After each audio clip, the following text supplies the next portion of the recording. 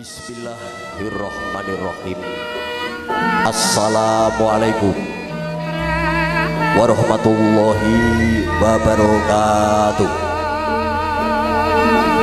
Alhamdulillah rabbil alamin. Wabihi nasta'inu ala umurud dunya batin. Wassalatu wassalamu ala asrofil anbiya'i wa mursalin Sayyidina wa maulana Muhammadin wa ala alihi wa sahbihi ajma'in amma ba'du. Nuwun kawula nuwun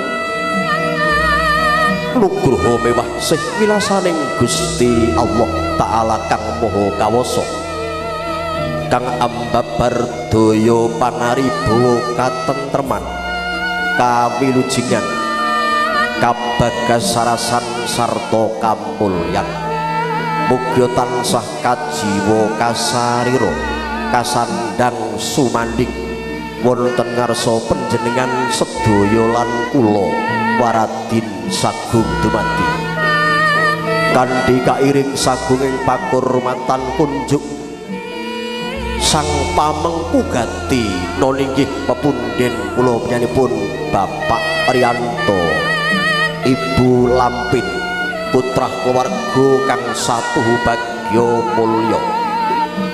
Datang kalubyan kunjuk datang sangyaning para pepunden, para sesepuh, para pini sepuh, aji sepuh, kasepuhan kang anggung mastuti dateng reh pepoyaning kautaman satuhu pantes kalamun to pinundi sakina bekten. Sangya para alim ulama para kiai ingkang siang aratri supanding kitab suci wahyu ilahi tuhunhat minangka kiblat ing panembah kang sayekti luhuring budi tansah kula dherekaken patwa pituwahipun para pangembating praja miwah satriya manggalani negari ing wewengkon Belungun kang satudat kinurmatan pakurmatan maliki kunjuk kang minulih budi karan pisan Bapak Suyoto, Ibu Suti Gotrak pengiring lumeber datang sagung para tamu sinedahan kakung Sumawana Putri sepuh mewahanem ing wewengkon Blungun sakukuban kang minantuing Suko Basuki. Monggo Bapak Ibu rikalegan nika sesarengan kula dherekaken ngaturaken pisungsung puja puji syukur alhamdulillah wonten ngarsa dalem Gusti Allah kang maha mirah. Sholawat miwah salam kunjuk katur junjungan kita baginda Muhammad Rasulullah sallallahu alaihi wasallam kang tansah kita tenggo syafaatipun. Nuwun amit pasang kaliman tapi ilo-ilo dina sinabetna ilo duni tinebena tulak sarik dumawaing tawang-tawang mugi nepatna saliring siku dendu.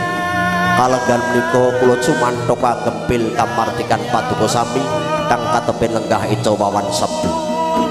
Boten ateges singlar dhateng rai kautaman miwah kasusilan perdu pawit saking keparingipun Bapak Riyanto, Ibu Lampin.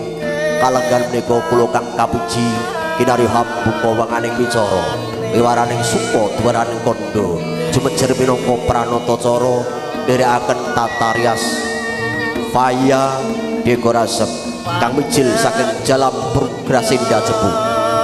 Bapak Ibu katiti sore keri kalenggan menika 23 Agustus kalih wus langkung kepareng Bapak Riyanto, Ibu Lampin netepi darmaning sepuh Rakit Sekar Jebaka Mulya margi suta miwah siwi entas pitulus Diah Ayu Mei Lupitasari Jinatu Kromo Bagus Andika Medianto jalutane Bapak Suyoto kang sampun kepareng sah ijab kabul miturut catataning agami pemerintahan kang lumadi junduk kalian kultaran bangsa kang linambaran agung Pancasila. Monggo pawian kapurawakan kaliwasan basmalah.